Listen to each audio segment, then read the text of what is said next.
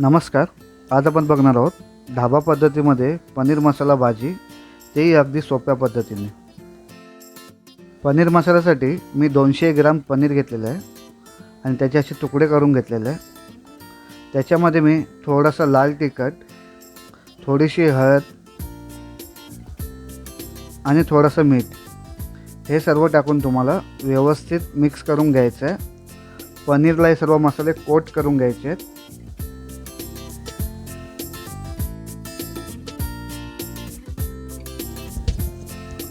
तुम्ही अशा प्रकारे पनीरला सर्व मसाले व्यवस्थित कोट करून घ्या.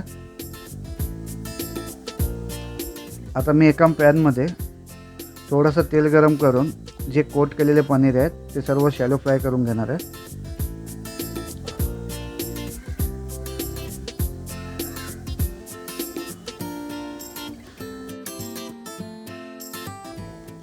पनीरचे तुकडे दोन्ही बाजूने व्यवस्थित फ्राय करून घ्यायचे आहेत.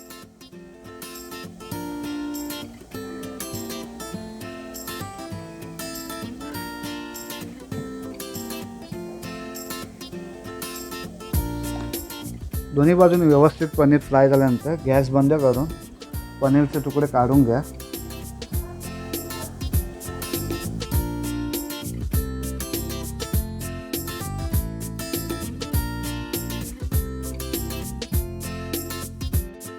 आता एका पॅनमध्ये 2 मोठे चमचे तेल गरम करून घ्या.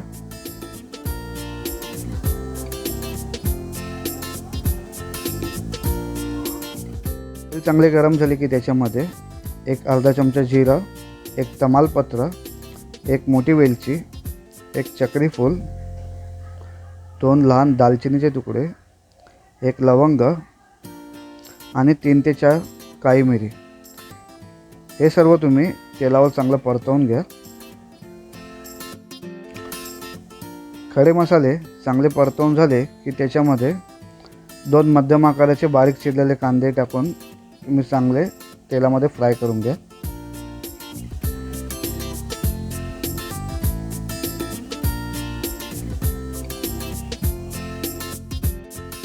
कांदे साधारण 50% फ्राय झाल्यानंतर त्याच्यामध्ये मी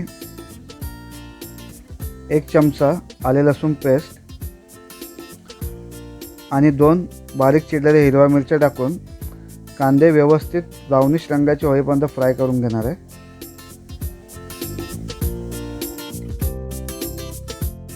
कांदे चांगले फ्राय झाले की त्याच्यामध्ये मी मसाल्यामध्ये अर्धा चमचा हळद पावडर, 1 चमचा लाल तिखट, अर्धा चमचा जिरे पावडर आणि 1 चमचा धने पावडर हे सर्व मसाले मी कांद्यामध्ये व्यवस्थित 20 ते 30 सेकंद परतवून घेणार आहे. मसाले चांगले तुमचे परतवून झाले की त्याच्यामध्ये मी 2 टोमॅटोची प्युरी केली आहे ती मी ॲड करून घेतो आहे.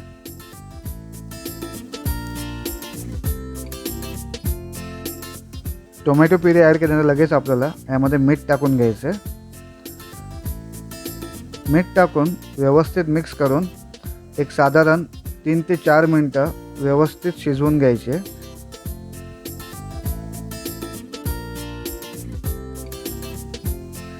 आता आपल्याला ह्याच्यामध्ये 2 चमचे भाजलेलं बेसन ॲड करायचं आहे. हे सर्व मसाल्यामध्ये व्यवस्थित मिक्स करून घ्या.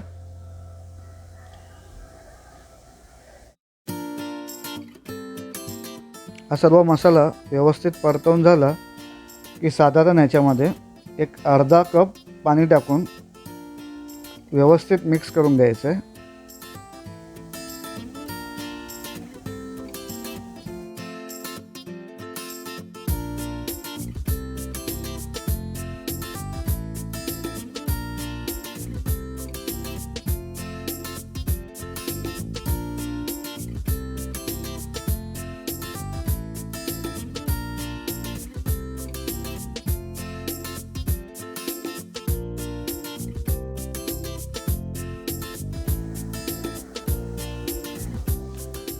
आता आपल्याला या मसाल्यामध्ये जे फ्राय केलेले पनीर आहेत ते टाकून व्यवस्थित तुम्हाला मिक्स करून घ्यायचे आहेत मसाल्यामध्ये. मिक्स करताना फक्त एक काळजी घ्या की जेणेकरून पनीरचे तुकडे आहेत ते तुटले नाही जाणार, म्हणजे अखंड राहतील. त्यानंतर थोडीशी कसुरी मेथी,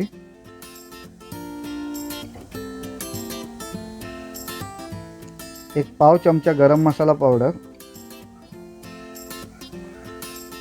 आणि बारीक चिरलेली कोथिंबीर. हे सर्व काही व्यवस्थित मिक्स करून साधारण 3 ते 4 मिनटं लो फ्लेमवरती शिजवून घ्यायचं आहे की आपला पनीर मसाला तयार. आजची रेसिपी तुम्हाला कशी वाटली हे मला नक्की कमेंटद्वारे सांगा.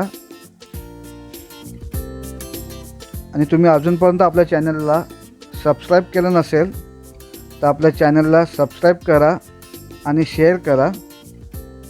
व्हिडिओ बघितल्याबद्दल खूप खूप धन्यवाद.